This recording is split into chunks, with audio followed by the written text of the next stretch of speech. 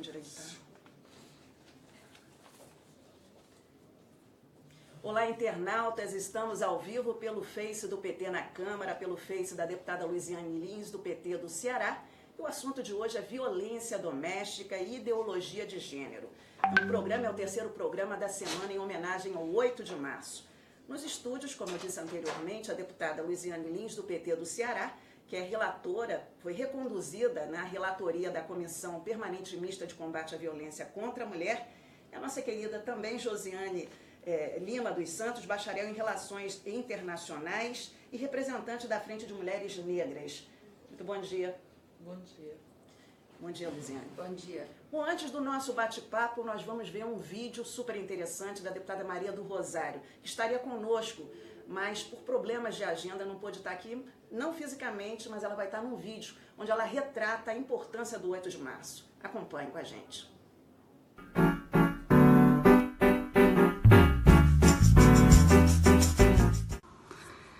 Ontem eu ouvi uma pessoa dizer que todos os dias deste ano vão ter um pouquinho de 8 de março. E eu fiquei pensando sobre o significado disso. 8 de março, para mim, é um tempo de apoio mútuo entre as mulheres. E por isso, toda vez que uma mulher se posiciona e apoia a outra, enfrenta a opressão contra quem quer que seja, toda vez que isso acontece é 8 de março. Toda vez que a gente se incomoda quando reduzem políticas sociais que acabam tendo um impacto na vida de todos os brasileiros e brasileiras, mas que são sobretudo sentidas pelas mulheres, é 8 de março. Quando a gente vê que o desemprego bate mais na porta das mulheres e que elas demoram muito mais para conseguir uma vaga no mercado de trabalho, e ainda mais quando são mulheres da periferia e negras, quando a gente tem essa consciência, é 8 de março. Quando a gente vê que todo aquele programa de destruição da Previdência Pública estava focado em retirar direitos e que penalizava ainda mais as mulheres, quando a gente se dá conta disto, é 8 de março. Quando a violência toma conta, embrutece, massacra corpo, alma, toda a dimensão psicológica. E quando a gente sabe dizer para as mulheres, olha, vocês não precisam viver com violência. Ninguém precisa baixar a cabeça diante de quem quer que seja colega de trabalho, quem quer que seja, olha, nos respeitem. Quando a gente diz assim, é porque é 8 de março. 8 de março é uma data mundial. Não foi criada pelos governos ou pelas Nações Unidas, por instituições, foi criada pela luta das mulheres. Então ela pertence a todas, porque todas lutam pra caramba. Para pegar o ônibus, para criar os filhos, para estudar, para ter direitos, para saúde, para segurança, pelo poste de luz que, enfim, está escuro e a gente tem medo. Toda vez que a gente supera o medo juntas, é 8 de março. Então, participe de todas as atividades do 8 de março. E neste 2018, supere os medos, porque é 8 de março.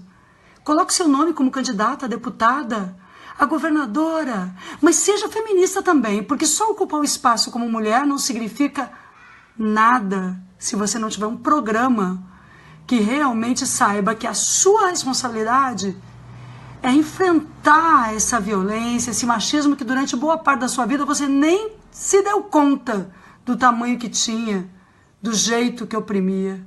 Então, quando o 8 de março está sendo preparado, eu quero convidar todas vocês e todos vocês a participarem das atividades que vão acontecer em todo o Brasil, mobilizadas por sindicatos, associações e principalmente por organizações feministas autônomas que defendem direitos das mulheres e enfrentam todas as formas de machismo e opressão. Em Porto Alegre, por exemplo, vai acontecer um ato super importante às 17 horas do próprio dia 8 de março, aqui na Esquina Democrática.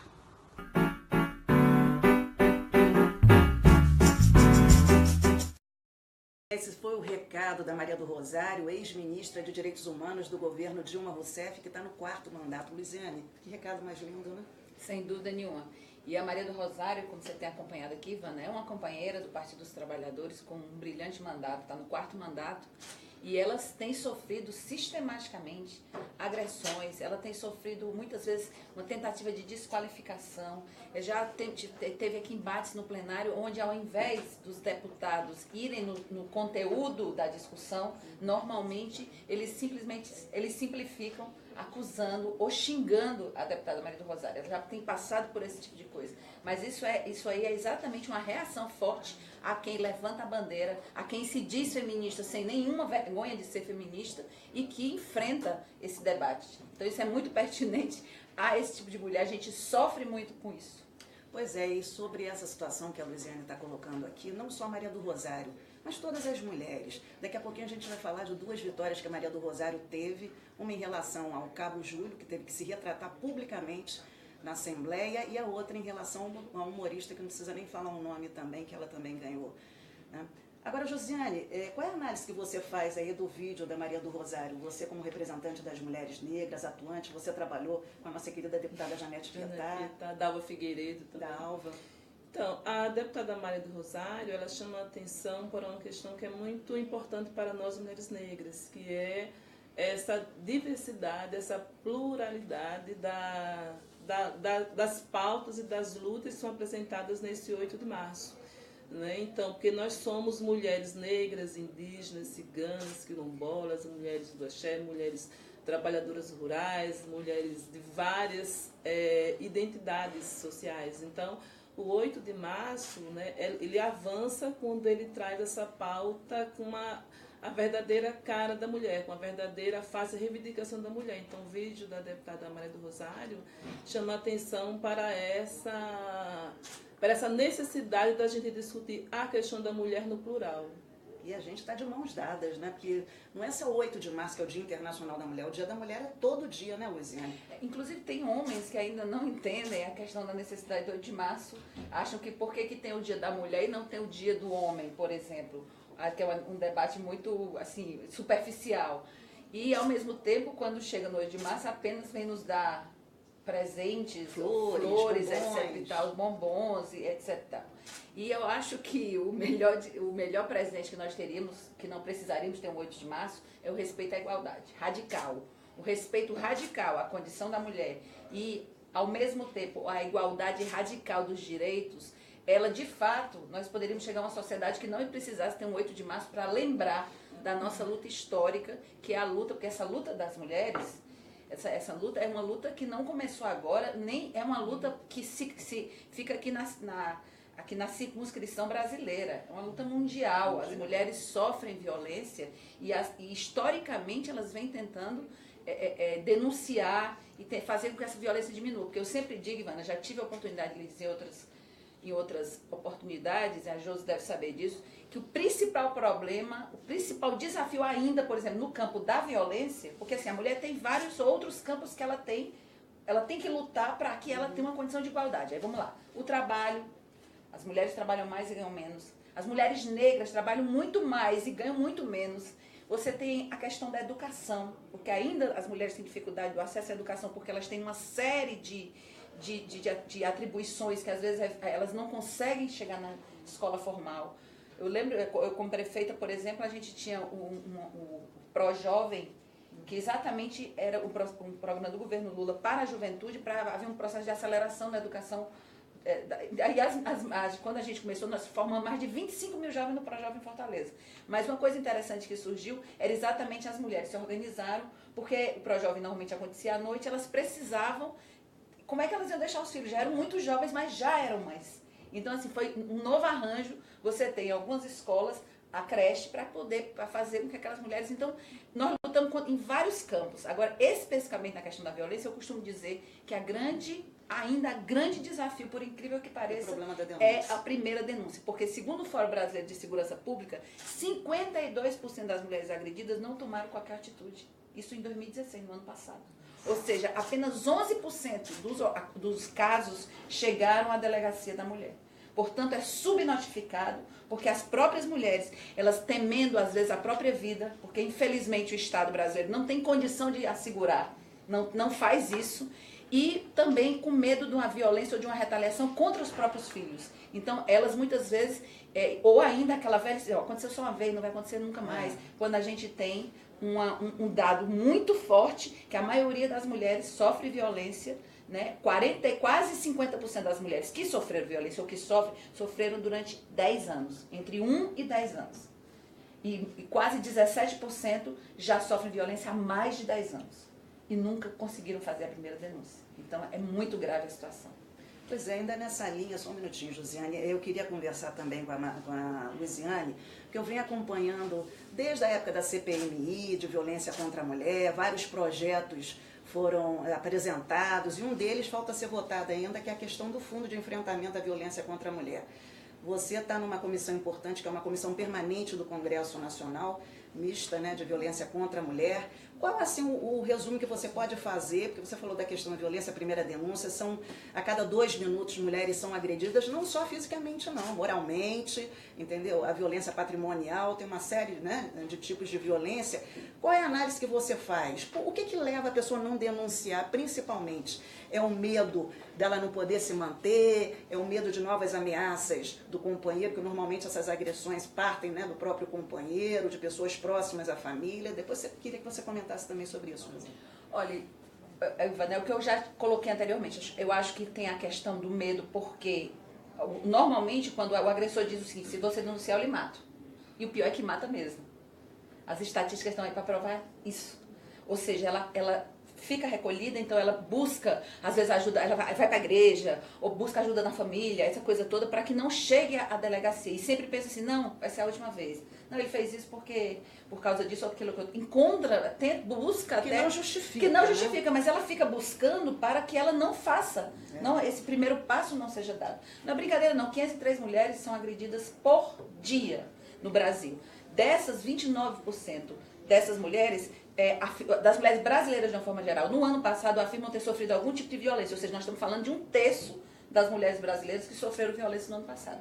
E dessas que sofreram violência, nós temos 4 milhões do ano passado que sofreram agressão física. É muita gente. É muita coisa e é muito grave, porque nós somos a maioria da população, nós somos a maioria das eleitoras, nós temos o direito, como seres humanos, de viver plenamente a nossa identidade de gênero, a nossa raça, a nossa, digamos assim, a nossa condição de mulher e ser respeitada por isso. Por isso que eu digo, a igualdade radical e o respeito radical seria para nós apenas o nosso desejo, porque é um direito. Pois é. Josiane, eu queria também nessa linha aí da questão da violência contra a mulher, nós temos leis importantes, ações super importantes implementadas pelos governos Lula e Dilma Rousseff. Temos a Lei Maria da Penha, sancionada pelo ex-presidente Lula em 2006. Temos a Lei do Feminicídio, sancionada pela ex-presidenta Dilma em 2015. Temos o Ligue 180. Temos a Casa da Mulher Brasileira, que foi totalmente o objetivo desvirtuado por esse governo golpista. Qual é a avaliação que você faz entre o medo da primeira denúncia, o desconforto e todas essas ações que foram implementadas pelos governos do PT e que agora estão aí ao Deus dará? Para nós do Movimento de Mulheres Negras, nesse 8 de março, a principal denúncia é o homicídio das mulheres negras. Nós, mulheres negras, em 10 anos, 54% das mulheres negras teve um aumento desse número de assassinatos, né, em virtude da raça. Enquanto nesse mesmo período, os dados para o assassinato de mulheres brancas caiu 9,8%. Então, homicídio de mulher negra, homicídio é um tema caro para nós, do Movimento de Mulheres Negras. E aí, quando se coloca isso, a gente traz ao debate a questão racial, né? Por que que essas políticas que foram colocadas, que foram postas, elas não atingiram das mulheres negras da mesma forma que atingiram as mulheres brancas, né? Então, assim, se nós fôssemos fazer um processo avaliativo, a gente ia sugerir, né, que houvesse esse recorte, esse olhar racial na implantação dessas políticas, né? E então, assim, quando você coloca as políticas que foram postas pelo governo Lula e pelo governo Dilma, eram políticas que estavam em construção, em empenho no diálogo com o movimento de mulheres negras. E aí, assim, essas estatísticas surgem e nós não tivemos, talvez, o tempo hábil ou o debate necessário para o aperfeiçoamento dessas políticas. Porque nós, enquanto movimento de mulheres negras, nós não podemos admitir dados tão altos assim. Por que é que nós somos tão afetadas por uma violência, né? Por esse tipo de violência? Eu acho que são questionamentos assim, que eles precisam estar dentro dessas políticas que estão sendo implantadas. Com relação à denúncia, no Ligue 180, 59,71% das denúncias foram de mulheres negras. Né? E aí a gente pergunta, porque as mulheres negras estão denunciando mais, né, que a gente tem esses dados? Né? Ou é porque a realidade realmente de violência, né, que está posta para a mulher negra é uma realidade mais agressiva, é um problema muito mais presente na vida dessas mulheres. Né? E aí quando você coloca a questão do medo, eu trago a situação do racismo. Nós, mulheres negras, a gente não pode discutir violência contra a mulher sem discutir a questão racial, sem discutir a situação do racismo. E o racismo que está posto de forma estrutural na sociedade, ele se instala nas instituições. Muita gente questiona a existência do racismo institucional, mas ele existe. Ele tanto existe que as políticas que foram colocadas para enfrentamento à violência contra a mulher, ela não atingiu da mesma forma mulheres brancas e mulheres negras. Então, nós não podemos abrir mão desse debate, né? No sentido de aprofundar. Se a gente quer igualdade, se a gente quer discutir ideologia de gênero, nós precisamos discutir ideologia de gênero com recorte racial. Pois é, e é o que a gente vai conversar daqui a pouquinho. Eu vou pedir licença a vocês, nós temos um outro vídeo aí, que é muito importante. No início do programa a gente falou sobre o trabalho, sobre as agressões que a Maria do Rosário vem enfrentando e tantas outras parlamentares, mulheres. E nós temos 2 vitórias importantes da Maria do Rosário, que ela vai contar para a gente, primeiro, a retratação de um deputado, o Cabo Júlio, do PMDB de Minas Gerais, que se retratou em sessão ordinária da Assembleia Legislativa de Minas pelas ofensas proferidas à deputada Maria do Rosário. Em seguida, nós vamos acompanhar um outro vídeo da Maria do Rosário falando justamente sobre isso. Mas eu quero retratar a manifestação proferida em plenário dessa Assembleia no dia 9 de novembro de 2016, da entrevista veiculada no jornal Hoje em Dia, que circulou no dia 11 de dezembro de 2016, nos seguintes termos: senhoras e senhores deputados e deputadas, como parlamentar, venho a essa tribuna para um pronunciamento no qual me dirijo a Minas Gerais e ao Brasil, para pedir desculpas públicas à deputada Maria do Rosário, representante do Estado do Rio Grande do Sul na Câmara dos Deputados. E essas desculpas devo à deputada devido ao discurso que proferi nesse plenário na Assembleia no dia 9 de novembro, atingindo com palavras a sua pessoa. Confesso que fui induzido a cometer esse erro contra a deputada por notícias falsas que foram vinculadas, prejudicando sua imagem, com pronunciamentos divulgados como se fossem seus. No entanto, não posso deixar de reconhecer que nenhuma circunstância tinha o direito de ofendê-la. Assim, a partir de iniciativa tomada pela deputada junto ao Ministério Público de Minas Gerais, representado na pessoa do promotor Daniel de Oliveira Malá, faço essa retratação pública de desculpas por uma falsa acusação que fiz à deputada, uma vez que essa parlamentar tem atuação na defesa da vida e contra o crime e a violência, inclusive com leis aprovadas. Deputada Maria do Rosário, não apenas ela, mas todas as mulheres que se sentiram ofendidas, a vocês eu reitero minhas desculpas publicamente, sou honrado o suficiente para não esconder atrás da imunidade parlamentar. Peço a todos que me acompanham como deputado que contribuam para divulgar a minha retratação, a fim de minorar o impacto da ofensa que pratiquei. Obrigado pela atenção. Presidente, é muito claro aqui. Se a deputada afirma que não disse aquilo que foi imputado ela que teria dito contra os policiais, nada mais justo e honrado que, uma vez ela dizendo que não falou o que imputaram a ela, que vinha aqui publicamente pedir desculpas. Eu já tinha feito isso anteriormente e faço isso num acordo entre as partes para que fique claro o pedido de desculpa. Muito obrigado, presidente. Obrigado. Nessa semana do Dia Internacional da Mulher, nós tivemos 2 vitórias bastante importantes nas nossas lutas contra aqueles que disseminam violências, ódios e toda forma de agressão. Em Minas Gerais, um deputado estadual que nos agrediu violentamente no ano passado em um pronunciamento foi obrigado a se retratar a partir de uma indicação do Ministério Público. É muito importante essa retratação porque eu a compartilho com todas as mulheres de Minas e do Brasil. Afinal de contas, nós exigimos respeito. E agora à noite, eu acabei de saber que o Tribunal de Justiça do Rio Grande do Sul nos deu vitória contra um certo humorista. Vocês acompanharam os fatos e sabem que com a violência contra a mulher não se brinca, não é piada. Eu procuro tratar todas as pessoas com grande respeito e consideração. Não posso aceitar nenhuma violência contra mim, como não posso aceitar nenhuma violência contra nenhuma mulher. Saibam que entrar na justiça ou denunciar, lutar pelos seus direitos, pelos nossos direitos, é afirmar a dignidade. Essas vitórias são suas. Pois é, a vitória da Maria do Rosário é a nossa vitória, né, Luziane? Sem dúvida. Eu estava só me referindo um pouco ao que a Josi falou, que eu acho que é muito importante isso, e acho muito importante que as mulheres negras tenham cada vez mais tomado essa consciência, porque ano passado nós tivemos uma belíssima marcha de mulheres negras aqui em Brasília, foi uma das maiores que já aconteceu. Milhares de mulheres negras e com uma consciência, mais de 50 mil mulheres, né, com uma consciência da questão de gênero, mas também da questão racial. Porque a Josi falou, é muito sério. Eu estava olhando aqui os dados, se você imaginar o seguinte, a proporção de mulheres negras entre o total de vítimas de mulheres por agressão passou de 54,8% em 2005 para 65,3% em 2015. Isso pesquisa do ano passado, do IPEA e do Fórum de Enfrentamento da Segurança Pública. Então, tem que dar o recorte sim, porque elas são muito mais penalizadas, porque cruza ainda a desgraça do racismo e do preconceito, que se cruza com a questão já da opressão natural. Não é brincadeira, não. Eu estava vendo aqui, a gente fala de violência porque eu acho, se a gente teria milhares de coisas para falar aqui. Muita coisa. Né? De preconceito que a gente sofre, do assédio sexual, da questão do estupro, de uma série de coisas que nós ainda estamos alijados. Parece que a gente está ainda na idade, sei lá, na idade média, onde as mulheres eram queimadas como bruxas. Mas isso é também um tipo de fogo simbólico a que nós estamos submetidos. Não é brincadeira, não. Uma mulher é assassinada a cada 2 horas no Brasil.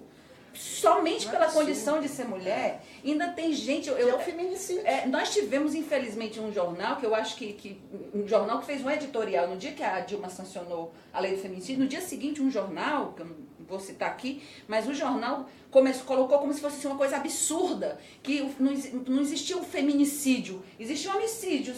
E está provado, uma pesquisa que a gente apresentou na comissão mista da violência contra a mulher, provou que em determinado ano, de 3 assassinatos de mulheres que você teve por dia, desses aí, 7 eram pela questão da condição de ser mulher.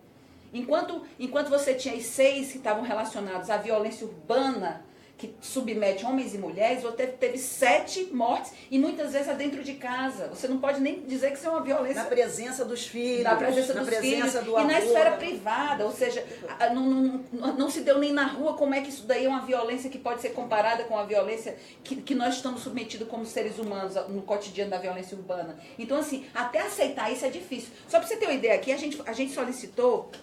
A gente tem solicitado pela comissão, que são requerimentos da nossa autoria, a todas as delegacias, depois é importante que a Josi, inclusive, agora faça esse recorte de raça, quando esses dados chegarem, que é o seguinte, tudo bem, aí, no estado, no caso do meu estado, aí de Ceará, secretário de Segurança Pública do estado de Ceará, quantos homicídios ou quantas mortes de mulheres foram atribuídas ao feminicídio? Isso eu fiz para todos os estados da federação, através da comissão. Para saber o seguinte, porque não basta só ter a lei do feminicídio. Lógico. Basta que aquele homicídio, ele seja qualificado. Pois nós tivemos aqui, em 2016, de 4.600 mulheres que foram assassinadas, apenas 621 foram considerados pela polícia como feminicídio.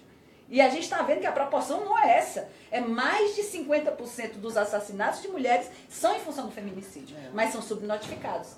Então, nós temos uma outra luta, não é? Além de aprovar a lei, você ainda tem que fazer com que aquele delegado, que certamente deve ter também, muitos deles, o machismo presente, ele não classifica como feminicídio. Ele acha que aquela ali foi uma violência que qualquer um estaria submetido. Bom, antes da Josi falar, eu queria que você dissesse de onde você está nos acompanhando, pelo Facebook do PT na Câmara, pelo Face da deputada Luiziane Lins, do PT do Ceará, e fizesse a sua pergunta, curtisse, comentasse e fizesse a sua pergunta, porque violência doméstica é uma situação muito séria e não vem de hoje, né, Luiziane? Vamos lá, Josiane, qual é o recorte que você faz em relação ao que foi dito pela deputada? Olha, na minha visão, um dos grandes engodos que está posto na sociedade brasileira é que nós vivemos em uma sociedade pacífica. que nós vivemos num mundo cordial, que o Brasil, né, foi até colocado há tempos que nós tínhamos um racismo cordial. Eu avalio que a gente vive numa cultura de violência muito grande. Uma cultura de violência contra as mulheres, uma cultura de violência contra a população indígena, contra a população negra, contra LGBTs. Então, assim, tudo aquilo que é diferente, sai do padrão, né, está exposto ao fenômeno da violência. Então, assim, desconstruir, né, essa ideia de que nós vivemos nessa passividade, eu acho que é uma necessidade hoje, porque os dados mostram muita violência no Brasil. Todos os dados mostram muita violência no Brasil. E aí, se você pega, por exemplo, o número de assassinatos da juventude negra, 23 mil jovens são assassinados por ano. E aí eu pergunto, por que é que não há sensibilidade, né, para esses dados tão chocantes de violência? Né? Por que é que nós estamos sensibilizando? Porque, assim, é passado, né? E aí a gente tem essa questão da ideologia de gênero, né? É ensinado, né? Nós somos criadas, somos educadas para entender que o que nos acontece não é tido como um ato de violência. E eu acho que é necessário estar discutindo essa questão de como é que se dá essas relações sociais e relações raciais no Brasil.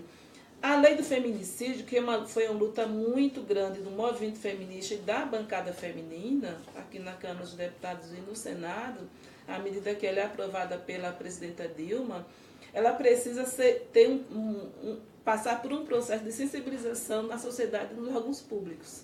Porque se a gente não encara que o Brasil tem fenômenos violentos em vários setores da sociedade, né? Se você não enxergar isso, você não emplaca uma lei do feminicídio. É necessário que a Câmara, Senado e outros órgãos façam campanhas explicativas do que é a lei do feminicídio. Não é? Que as pessoas possam entender realmente, denunciar. Que as pessoas possam entender que as pessoas possam entender e denunciar quando casos, né, quando o caso for de vítimas de mulheres assassinadas por questão passional. Porque a violência contra a mulher, ela ainda é tida algo como no âmbito privado, mas só que a violência contra a mulher não é responsabilidade da mulher. Assim, da mesma forma que o racismo é uma responsabilidade do Estado, uma responsabilidade do governo. Então, na minha fala, eu estou colocando que necessita ainda de ações de sensibilização para entender o que seja feminicídio, para entender que a gente vive numa cultura de violência. Né? Eu nem falei aqui da cultura do estupro. Que vai ser uma outra oportunidade até para a gente conversar sobre isso, né? Que já foi feito um levantamento. Você falou na questão da ideologia de gênero, que é um outro assunto que a gente vai abordar aqui no programa. Vamos começar. O que é ideologia de gênero? Por que tanto debate em relação ao tema? E por que tanto medo das pessoas nessa discussão? Né? Nessa discussão. Porque, assim, ou seja, que é mais uma expressão, né, da opressão e do preconceito. Porque se a gente imaginar que essa onda conservadora que tomou conta do Brasil a partir do governo golpista, que simplesmente ele quis aniquilar em pouquíssimo tempo todas as conquistas e os avanços de diversos setores sociais, principalmente das mulheres, ou seja, se agrava ainda mais o Brasil do golpe quando o MEC propôs, no governo da presidenta Dilma, né, no Plano Nacional de Educação, que é o PNE, discutir temas que historicamente foram tabus na nossa sociedade, né? Ou seja, combater o preconceito, evitar o bullying, promover a inclusão. Foi na época do Vagnoni. A liberdade de você ser o que é, o respeito às diferenças, temas relacionados com a chamada identidade de gênero e a sexualidade. Ou seja, nada mais adequado de discutir na escola, que é um ambiente propício para isso, de forma livre, principalmente com a juventude, que você falou agora há pouco, da barbárie, do genocídio praticado contra os jovens negros nesse Brasil. Ou seja, então a escola era o momento, era o lugar certo para esse tipo de coisa. E o que a gente viu, a reação a isso, a reação grosseira, brutal, foi a chamada... aquele ator que, pelo amor de Deus, aquele ator ridículo que vem aí se achando, meu Deus, é uma coisa terrível cada vez que eu vejo aquela que fez apologia, inclusive, ao estupro, também nós não citamos esses nomes dessas pessoas. Ganhou, que foi outra vitória para nós, exatamente. Ex-ministra Leonora Menicucci, aqui o nosso beijo, nosso abraço também pelo 8 de março. Que foi muito importante, que é uma mulher muito firme até hoje, né, nessa luta e se afirmando feminista, mas assim, essa questão da ideologia de gênero, ela que foi chamada assim, porque ela vem, o que foi brutal, a história da escola sem partido, ou seja, a escola sem discutir esses temas que a juventude vai lidar daqui a pouco, na hora que sair da escola. As mulheres negras, elas vão ser mais penalizadas ainda, os jovens negros vão ser assassinados, porque é o cotidiano do Brasil hoje. Então, assim, é muito duro a gente imaginar que a gente está sofrendo essas perdas quando a escola ia avançar para discutir esses temas. A questão do racismo, a questão do bullying, a questão da violência contra a mulher. Você teve um retrocesso, aí teve aquela ridícula reforma do ensino médio, ou seja, que tira a possibilidade da juventude alçar voos maiores, compreender a vida. Até foi uma luta até para tirar queriam tirar, finalmente não tiraram, né? Sociologia, filosofia dos currículos. Aí você tinha o quê? Você ia ter a escola pública completamente amarrada dentro do ensino tecnicista e você ia ter, claro, os filhos da burguesia estudando filosofia e sociologia para depois ter muito mais cultura e muito mais, digamos assim, conhecimento para disputar o mercado de trabalho. Com certeza. E os outros, porque é filho do povo mais pobre, tem que ir para o ensino médio, ponto, tem que ser mão de obra barata e acabou. Então, assim, a ideologia de gênero foi uma proposta apresentada no Plano Nacional de Educação com o objetivo de discutir todas essas questões, inclusive a ideologia de gênero e a sexualidade e a questão racial. E por isso mesmo começou a besteira, porque besteira, quero dizer aqui, né, esse negócio de escola sem partido. Porque eu nunca vi escola nenhuma filiada a partido nenhum. Primeiro começa logo aí. Eu nunca vi. Falando a escola é filiada a partido, não existe isso. Escola sem partido, da onde é que tem partido dentro de escola? Tem pensamentos, tem ideias, daí a ideologia, tem um conjunto de valores que está sendo colocado ali. Não uma filiação partidária. Então se resume a isso, é porque parece que as pessoas, principalmente esses brutamontes do preconceito e do conservadorismo, parece que além de tudo eles têm limitações mesmo culturais, limitações mesmo de percepção, de inteligência. Eu só posso colocar nessa conta. Porque eu não acredito que uma pessoa naturalmente ela seja bruta desse jeito. Eu acho que tem algum problema aí, cognitivo, deve ter algum problema realmente de compreensão da realidade, que foge à minha compreensão. Josi. Então, na fala da deputada, eu lembro de uma frase famosa do Nelson Mandela, né? Se nós podemos ensinar uma criança a odiar, também podemos ensinar a amar. Então, o que está posto nesse processo desse movimento conservador e fundamentalista, querendo discutir a ideologia de gênero como se fosse uma coisa ruim, na verdade, o fundamento disso é o desrespeito, né? É a desvalorização da diversidade que compõe nossa sociedade. Porque todas nós sabemos que um ambiente, né, qualquer que seja ele, que tenha suas variadas expressões, que tenha diversidade, ele é um ambiente mais rico. Todos os dados, todas as experiências mostram que há uma riqueza, há um crescimento pessoal, né, há um crescimento coletivo quando você trabalha a diversidade.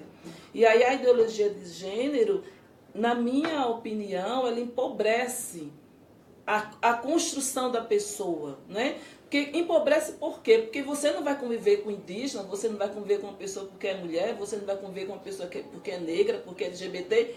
Que mundo é esse que você vai viver, né? E aí a gente acompanha todo um processo, um retrocesso, né? Um retrocesso no campo ideológico e acompanha também o retrocesso no campo governamental, né? Quando você não tem um governo que na verdade, retira todas essas possibilidades de diálogo, né? Como, por exemplo, as conferências nacionais.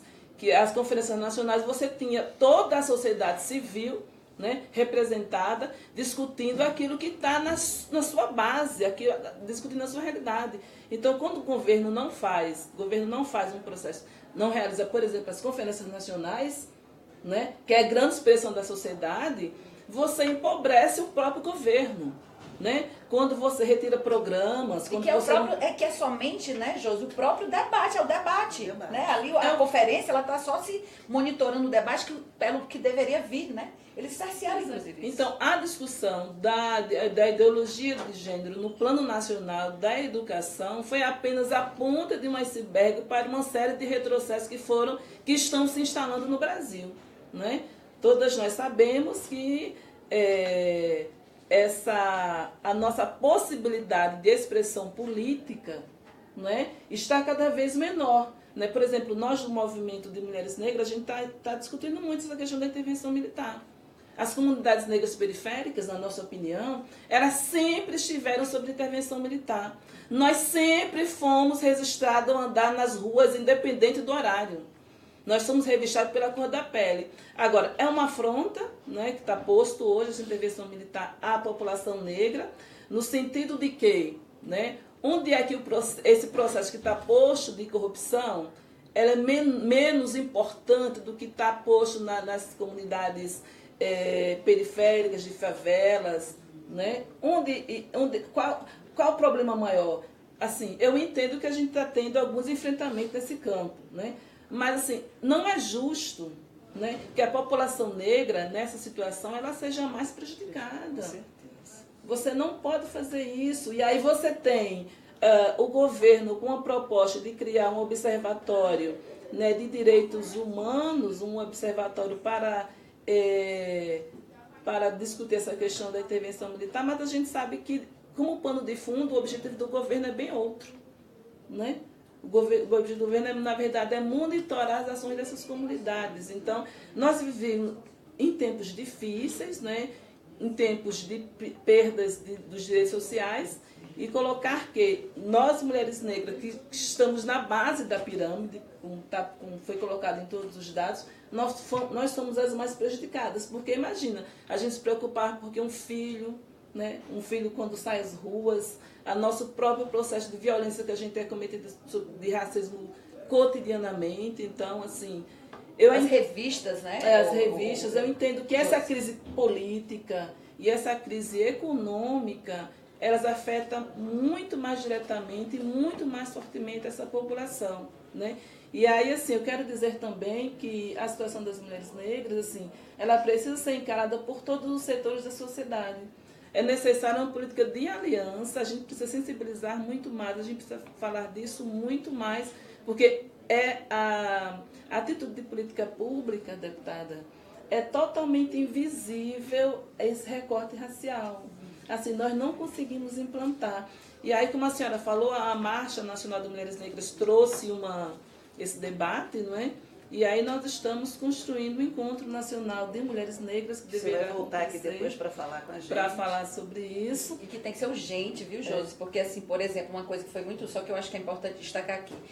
Eu sou professora, sou licenciada, sou professora universitária da Federal do Ceará. É impressionante como foi importante, positivo, o impacto das cotas e da questão também da cota da escola pública. Sim. Hoje, foi outra realidade, por exemplo, de quando eu estudei na universidade.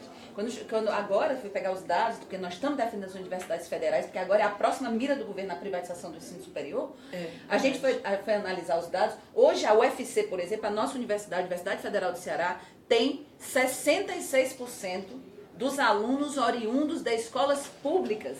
E isso daí deu uma mexida na universidade, do ponto de vista, assim, de todos os pontos de vista, de valores, de composição social, de problemas, a questão racial que veio, e muita gente que eu tenho que se cuidar para poder não tirarem isso, porque eu estou preocupada, a cota racial. Não, então, deputada, eu faço mestrado no UNB, e aí, assim, nós estamos nos deparando com dados, assim, dados que nos alegram bastante. E, devido às cotas sociais e às cotas raciais, a população negra, a juventude negra é 50% de estudante hoje na UNB. Isso não seria possível se não fosse a instituição de ações afirmativas de cotas raciais na universidade, né?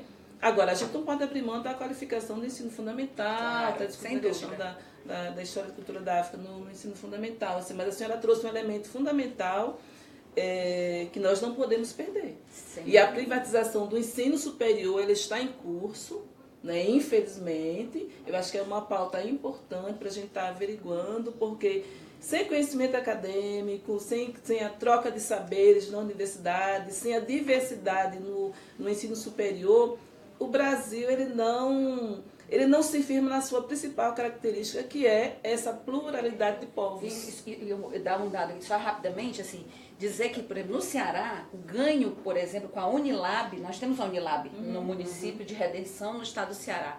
Isso daí trouxe um impacto fundamental para todo o entorno, inclusive na própria capital, Fortaleza. Agora, o que a gente está sabendo? A Unilab está sendo destruída.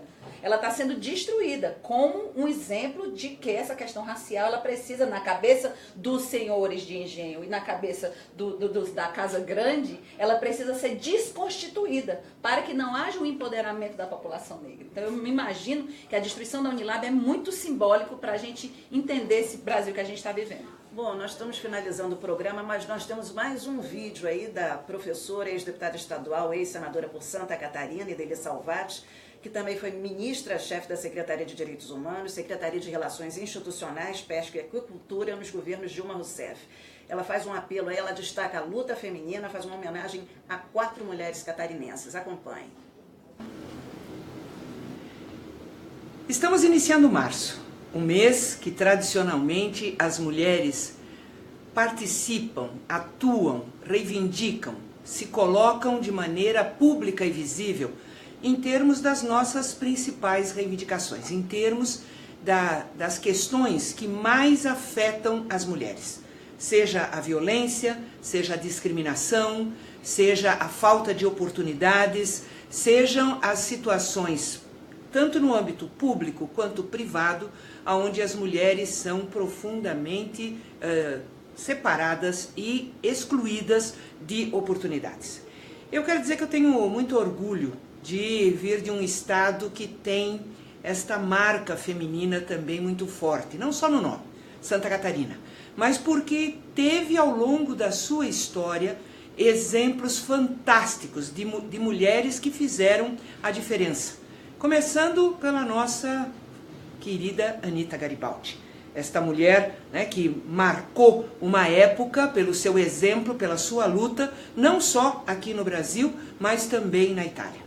Depois, acho que nós temos um outro exemplo fantástico, que foi Antonieta de Barros, a primeira parlamentar negra eleita neste país. Ela foi eleita em 1934, 2 anos depois apenas quando as mulheres conquistaram o direito de votar e ser votadas. Temos também uma outra mulher que é exemplo de dedicação, de altruísmo, Zilda Arnes, né, que também é catarinense. Tivemos também a oportunidade de ser de Santa Catarina a primeira parlamentar que veio diretamente da agricultura familiar, a ex-deputada Lucy Schoenack, que aliás teve um papel fantástico aqui no Congresso, na Câmara, porque ela foi uma das principais articuladoras da aposentadoria das trabalhadoras rurais, da licença maternidade das trabalhadoras rurais. Portanto, estas mulheres catarinenses que tanto nos orgulham, acho que elas servem de exemplo, de esperança, de expectativa, de energia para estes momentos tão difíceis que nós estamos vivenciando. Este momento, entende, depois do golpe, de retrocesso, de retirada, de ameaça, como a política fantástica desenvolvida, né, pela presidenta Dilma e pela nossa ex-ministra Eleonora Menicucci, da Casa da Mulher Brasileira, que hoje estão sendo fechadas, ou as que estão funcionando estão sendo sucateadas, como, por exemplo, né, toda a política desenvolvida entre a Secretaria das Políticas para as Mulheres e a área da saúde dos governos do presidente Lula e da presidenta Dilma, né, que avançaram em inúmeros aspectos de direitos, né, para as mulheres na área da saúde. E agora, né, toda a ameaça e a resistência fundamental que as mulheres tiveram como papel central para impedir a aprovação da reforma da Previdência. Então, neste 8 de março, que todas nós estejamos animadas com o espírito da nossa Anita Garibaldi, né? Num braço um filho, no outro um fuzil, e que a gente enfrente tudo que for necessário para fazer valer os direitos das mulheres, as suas oportunidades e a sua condição digna de viver sem violência. Ex-ministra querida Edeli Salvati, nós vamos às considerações finais, começando por você, Luiziane Lins. Não, só rapidinho, só conclamar todas as mulheres, a gente não baixar a cabeça.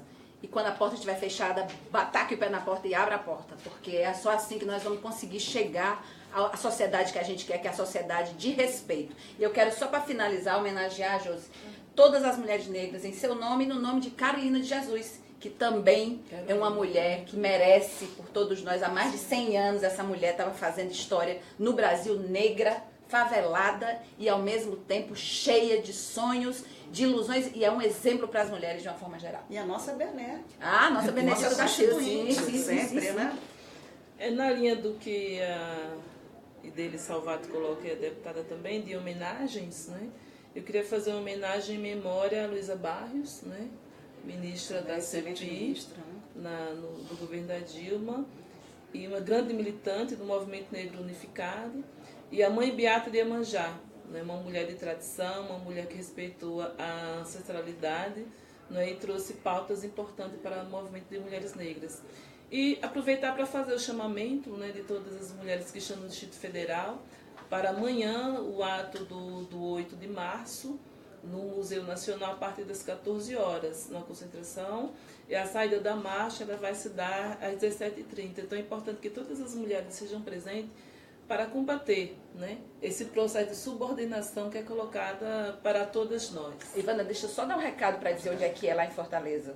Lá no Ceará nós vamos fazer uma grande concentração. Nós não vamos estar presentes, porque nós temos sessão aqui na Câmara amanhã, quinta-feira, 8 de março, mas a partir das 8 horas, na Praça da Bandeira, as mulheres de Fortaleza, do estado do Ceará, vão estar reunidas para uma grande marcha em função do 8 de março. Bom, eu agradeço a participação da deputada Luiziane Lins, do PT do Ceará, da nossa Josi querida, né, que representa aí a Frente de Mulheres Negras, e dizendo a você que 8 de março é dia de luta, sim, dia de resistência, dia de lutar contra esses retrocessos desse governo golpista e misógino de Michel Temer. Portanto, nós somos mulheres, somos a esperança e precisamos estar unidas para que a gente mude esse jogo. Obrigado pela sua participação, internautas. E se você quiser rever o programa, basta acessar aí o nosso Face do PT na Câmara e o Face da deputada Luiziane Lins. Obrigada a todos que participaram desses 3 programas comigo, falando sobre a mulher no poder, mulher contra o golpe e a questão da violência doméstica e ideologia de gênero. Obrigada e até a próxima. Gente, eu não dormi nada.